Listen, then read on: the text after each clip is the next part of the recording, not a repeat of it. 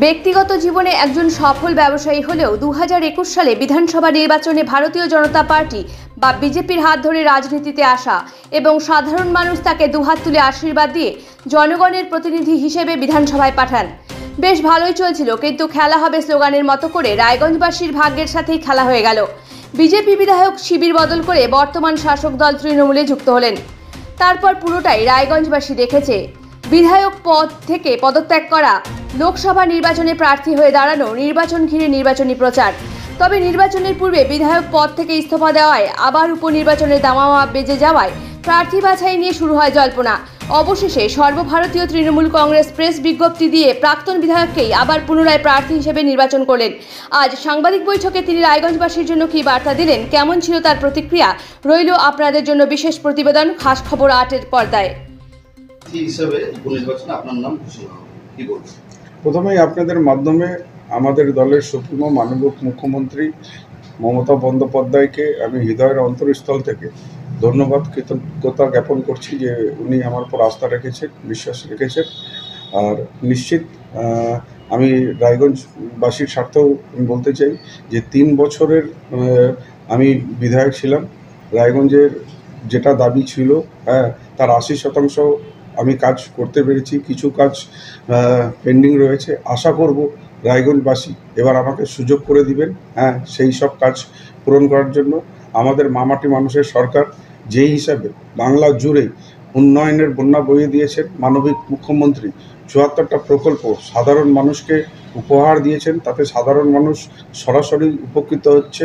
এবার রায়গঞ্জবাসীও উন্নয়নের নিরিখে, উন্নয়নের স্বার্থে যাতে ওনাদের এলাকার সার্বিক উন্নয়ন হয়, সেই জন্য আমাদের সরকারের উপর আস্থা রাখবেন, তৃণমূল কংগ্রেসের উপর আস্থা রাখবেন। উন্নয়নের স্বার্থে এবার রায়গঞ্জবাসী আমাকে নির্বাচিত করবেন এই আশা রাখছি। লোকসভা ভোটের যে ফলাফল তার নিরিখে যে আপনার দলগতভাবে যে কিছু অ্যাসেসমেন্ট, কিছু পরিবর্তন বা কোথাও সংশোধন, সেগুলো কি আপনি করবেন? না, শুনুন, এটা লোকসভা একটা আলাদা মেরুকরণে ভোট হয়, বিধানসভা আলাদাভাবে ভোট হয়। এটা একজন আমাদের দলের মধ্যে কোনো একজন ব্যক্তি আলোচনা পর্যালোচনা করে না, সেটা দল করে। দল নিশ্চিত এটা আলোচনা পর্যালোচনা করবে যে কোথায় আমাদের ত্রুটি থেকে গেল, সেই ত্রুটিটা আগামী দিনে যাতে না থাকে তার জন্য দল সেটাকে দেখবে। লোকসভার ফলাফলের পর আবারও উপনির্বাচনে দল আপনার প্রতি ভরসা রাখবে, এই ব্যাপারটা কি বলবেন? না, দেখুন, আমি সাধারণ মানুষের জন্য কাজ করেছি, সাধারণ মানুষের পাশে দাঁড়িয়েছি, সেই জন্য দল আমার উপর আস্থা রেখেছে।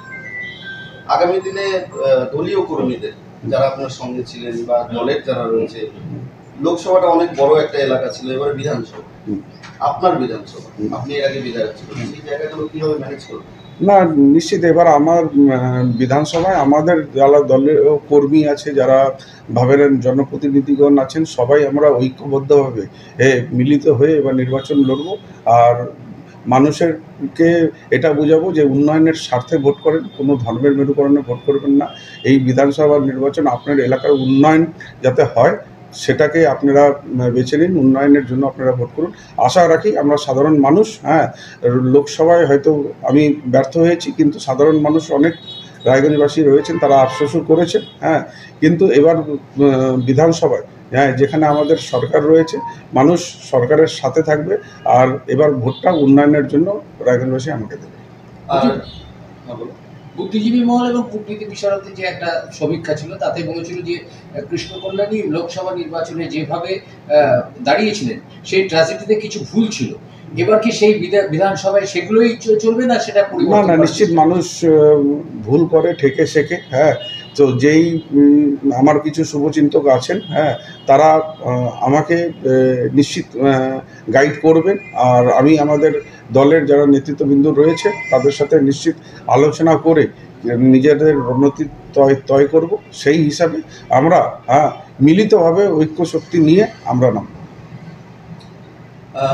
রায়গঞ্জে লোকসভার ক্ষেত্রে যেটা দেখা গেছে, রায়গঞ্জ বিধানসভার ক্ষেত্রে একেবারে গেরুয়া ঝড়, সেক্ষেত্রে কতটা ফ্যাক্টর হচ্ছে এবার উপনির্বাচনে? না, শুনুন, আমি একটা বললাম লোকসভা নির্বাচন আলাদা দিক দেখে হয়, বিধানসভা আলাদা হয়। নিশ্চিত এবার আমাদের রাজ্যে আমাদের সরকার রয়েছে, আজকে এখান থেকে আজকে এখানের থেকে যদি তৃণমূল কংগ্রেস জয়ী হয় তাহলে সে সরকার দলে সামিল হবে আর এখানে উন্নয়ন হবে। আর যদি এখানে যদি বিজেপি যদি জেতে তাহলে তো তারা সরকারে সামিল হতে পারবে না, তারা বিরোধী দলে হবে। এবার নিশ্চিত এই কথাটা রায়গঞ্জবাসী মনে করবেন।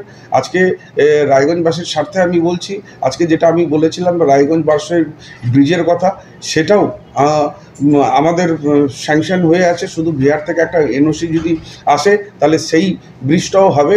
আর সেই ব্রিজটা যদি হয়ে যায় তাহলে রায়গঞ্জবাসীর অর্থনৈতিক দিক থেকে অনেকটা লাভবান হবে, ছোট বড় দোকানদার অনেক উপকৃত হবে। আর তার উন্নয়নটা এবার রায়গঞ্জবাসী দেখবে, এই আশা রাখছি আমি। প্রচার কবে থেকে শুরু হবে? আজকে বিয়ে হয়ে গেল, এখন আমার দলের যারা কর্মীরা আছেন, নেতারা আছেন, হ্যাঁ, তাদের সাথে কথা বলে একটা রণনীতি তৈরি করে কাল সকাল থেকে প্রচারণা। রায়গঞ্জ পৌরসভার কোঅর্ডিনেটরদের অধিকাংশে তাদের মধ্যে একটা ক্ষোভ ছিল, বিশেষ করে প্রার্থীকে নিয়ে, মানে আপনি যখন প্রার্থী ছিলেন আপনার কারণেই হার হয়েছে, এমন তারা শোরগোল তুলেছিলেন। সেই ঘাগুলো কি মলম দেওয়া যাবে? না না, আমাদের কেউ কাউকে দোষারোপ করেনি। হ্যাঁ, আজকে আমি আগেই বললাম যে কোনো একটা ব্যক্তি তয় করে না যে কি দোষ হয়েছে। আমাদের দল দেখবে, দলের ফ্যাক্ট ফাইন্ডিং টিম রয়েছে, হ্যাঁ, সেই টিম আসে আলোচনা পর্যালোচনা করে কোথায় ত্রুটি রয়েছে সেটা দেখবে। আমরা কাউকে দোষারোপ করি না, আমরা একসাথে ঐক্য শক্তি নিয়েই এবার নির্বাচন লড়ব, এটাই আমার বিশ্বাস রয়েছে।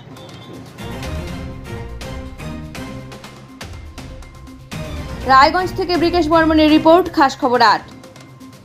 আপনার দাঁতের সমস্যা, দাঁতের যে কোনো রকম সমস্যার সমাধান আপনার বাড়ির সামনেই। সিটি ডেন্টাল ক্লিনিক, আধুনিক পদ্ধতিতে দাঁতের সমস্ত চিকিৎসা করা হয়। RCT, crown bridge, orthodontic treatment, fixed and removal, fixed teeth, light curing, filling, ultrasonic scaling, এই সমস্ত ধরনের চিকিৎসা স্বল্প ব্যয়ে যত্ন সহকারে করা হয়।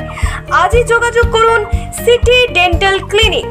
Doctor MS Akhtar, BDS dental and oral surgeon, DH, member of Indian Dental Association, member of American Dental Hygienist Association, Tinpul Chak, সোনামুদি road, Islampur, উত্তর দিনাজপুর। মোবাইল নম্বর 9434503130। এখন আপনিও রিপোর্টার, আপনার এলাকার যে কোনো খবর পাঠান এই নম্বরগুলোতে।